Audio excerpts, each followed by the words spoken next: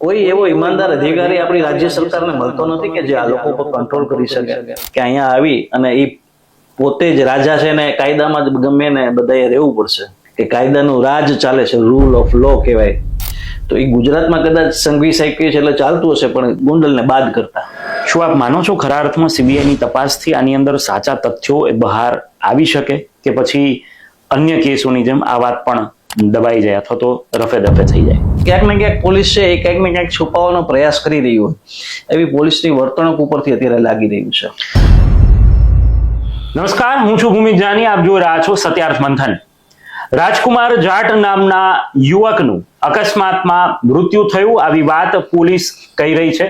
બીજી તરફ તેના પરિવારજનો એટલે કે તેમના પિતા દ્વારા એવું કહેવામાં આવી રહ્યું છે કે આ અકસ્માત નથી પરંતુ તેની હત્યા કરવામાં આવી છે.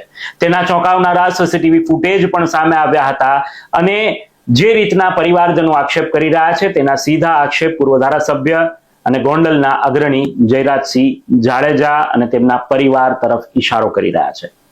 પોલીસ કહી રહી છે કે આ અકસ્માત છે, પરંતુ વાત કંઈક અલગ જ છે, કારણ કે પોલીસ તપાસ એ ક્યાંક શંકાના દાયરામાં જોવામાં આવી રહી છે.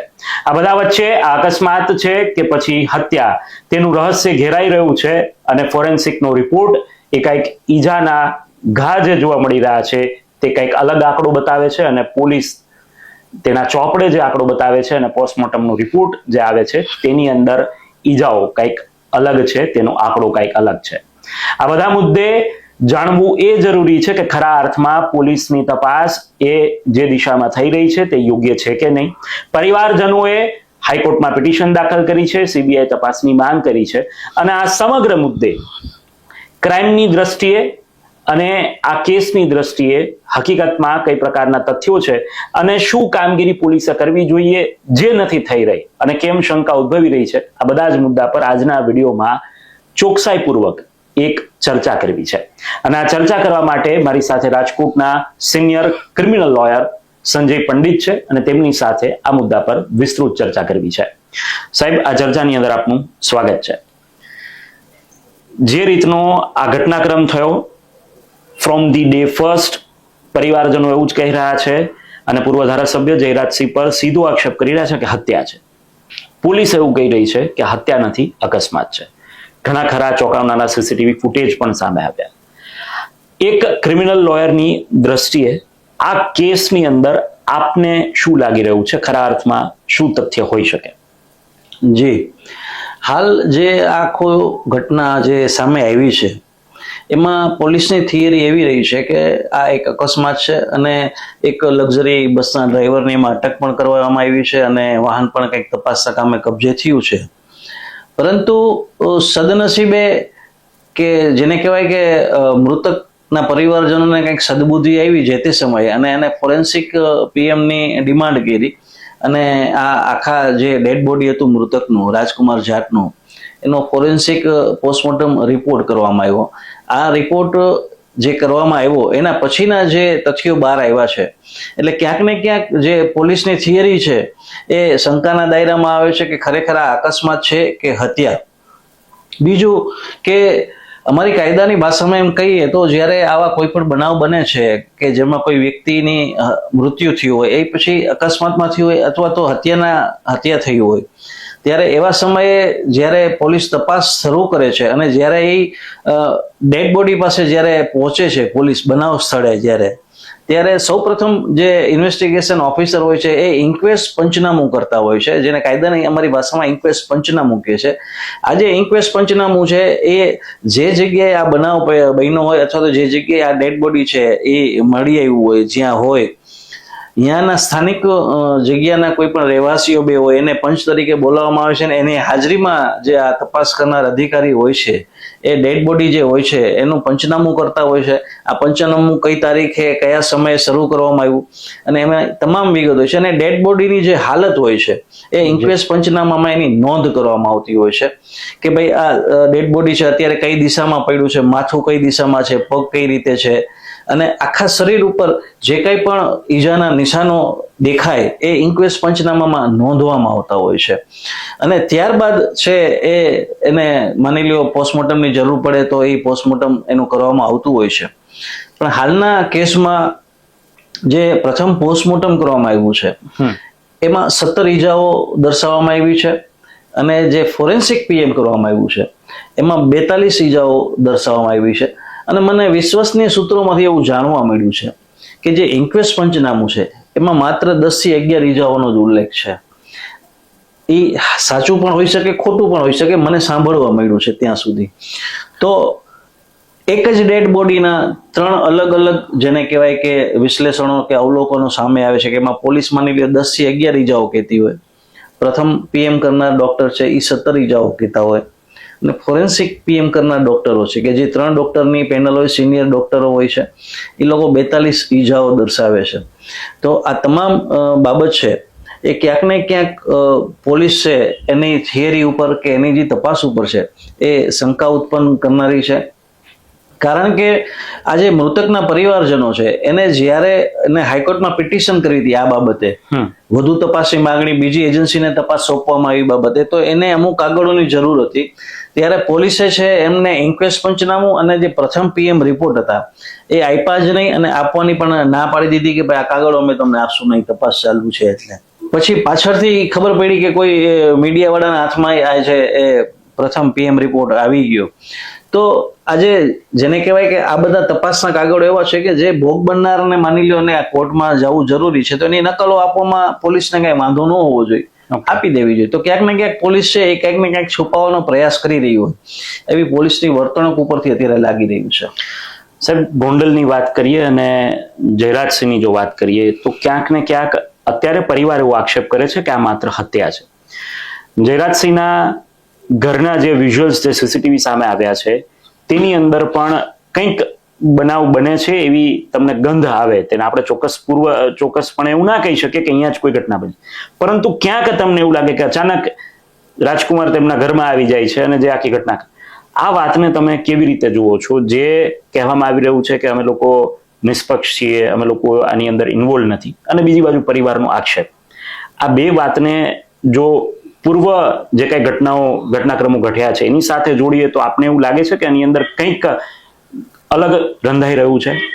જી, હવે જે સીસીટીવી ફૂટેજો સામે આવ્યા છે કે જે મીડિયામાં રિલીઝ કરવામાં આવ્યા છે અથવા તો સોશિયલ મીડિયા પર આપણને જોવા મળતા હોય છે કે ભાઈ છોકરાને એના લઈ આવે છે, બેસાડે છે, વાતચીત કરે છે, પરંતુ ત્યાંથી છોકરો નીકળે છે કે એવી રીતના આવ્યો કેટલા વાગે, ગયો કેટલા વાગે, કઈ પરિસ્થિતિમાં પાછો ગયો, એ આખા બનાવના સીસીટીવી ફૂટેજ છે એ સામે આવ્યા નથી. આ જે ફૂટેજો આવ્યા છે એ ક્યાંક ને ક્યાંક એડિટિંગ કરીને સામે આવ્યા હોય કે અમુક ભાગ છે એનો કટ કરવામાં આવ્યો હોય, એવું સ્પષ્ટ આપણને જણાઈ આવે છે.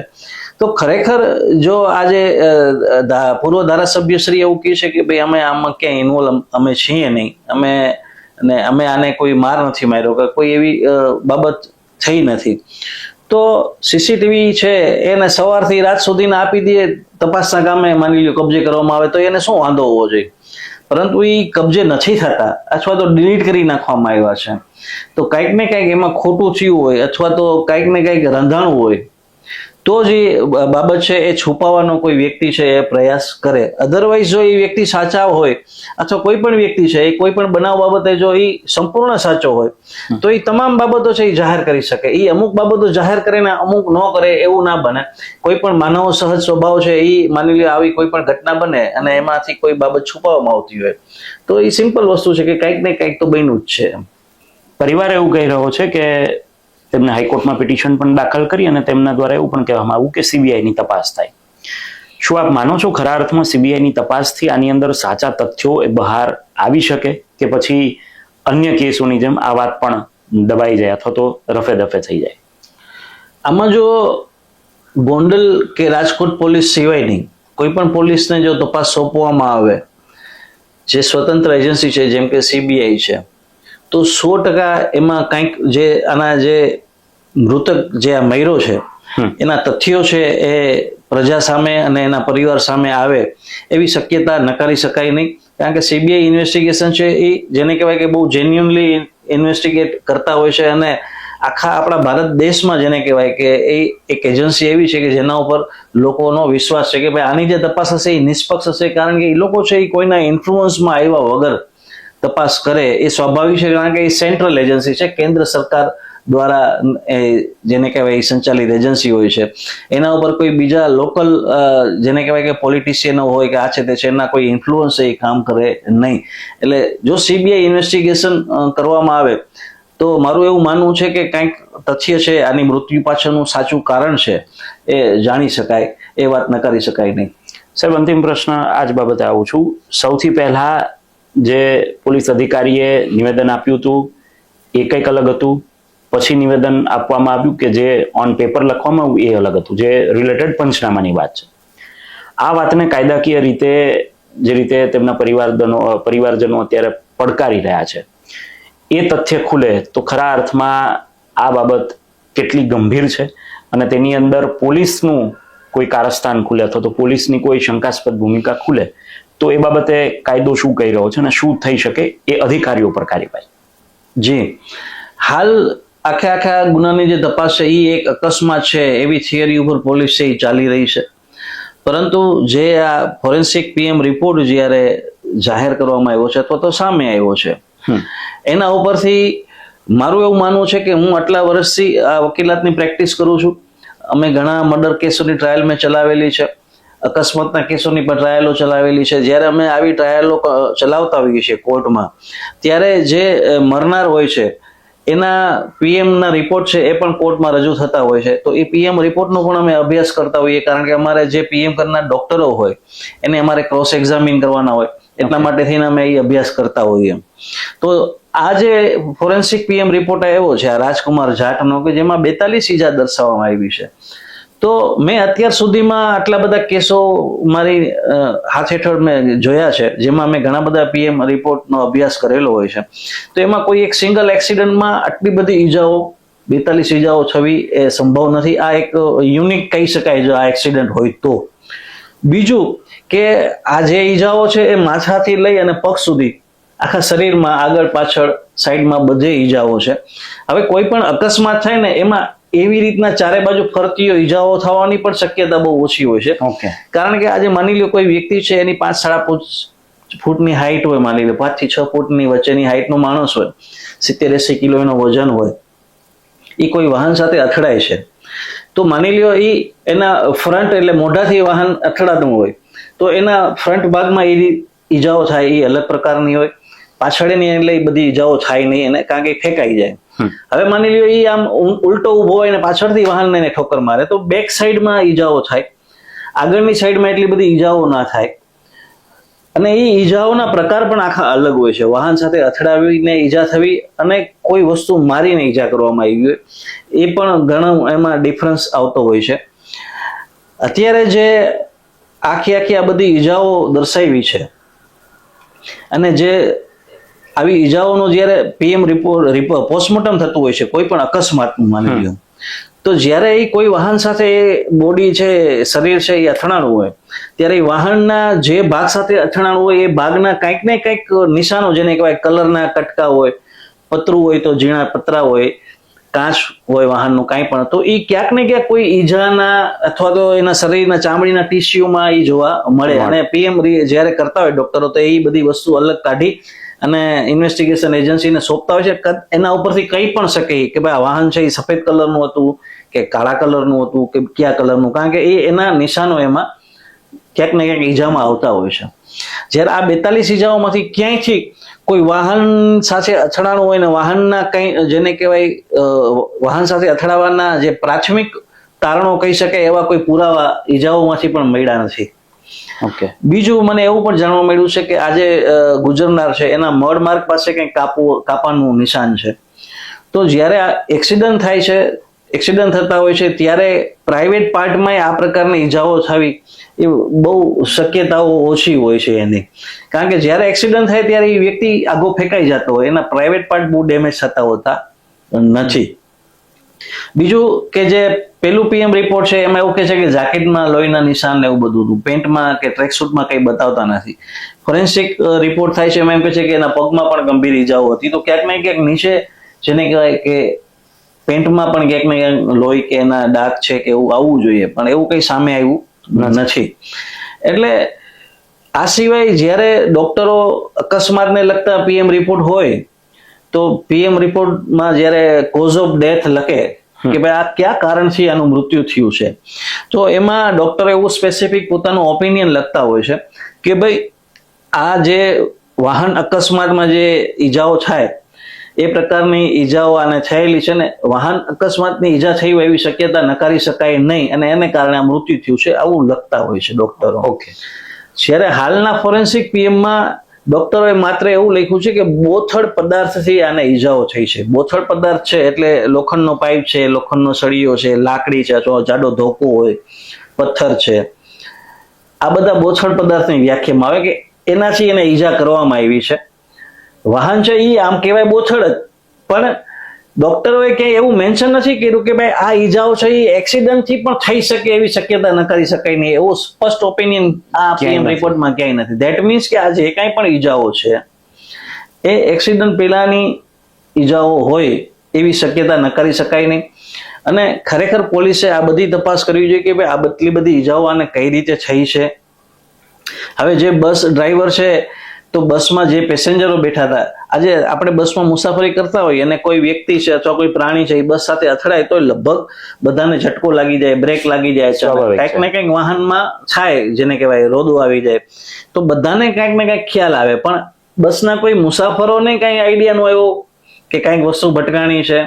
અને આ ડ્રાઈવર પહેલા શરૂઆતમાં એવું કહે છે કે કોઈ રોજડું ભટકાણું હતું, અને પણ એટલે આ બધી બાબતો છે ને એ ક્યાંક ને ક્યાંક જેને કહેવાય કે પોલીસ છે એ ગમે તેમ કરીને ભીનું સંકેલવાનો પ્રયાસ કરતી હોય અને સત્યના મૂળ સુધી પહોંચવામાં પોલીસને રસ ન હોય એવી અત્યાર સુધીની પોલીસ તપાસની થિયરી ઉપરથી લાગી રહ્યું છે. ચોક્કસ સાહેબ, એક પ્રશ્ન એ ઉઠી રહ્યો છે, ગૃહમંત્રી હર્ષ સંઘવી વારંવાર એવું કહેતા આવે છે કે ગુજરાતમાં અમે ગુનાખોરીને ડામી દીધી છે, બધું જ કાયદો અને વ્યવસ્થા કંટ્રોલમાં છે, એ પ્રકારની બધી જ વાતો છે તે કરવામાં આવતી હોય છે.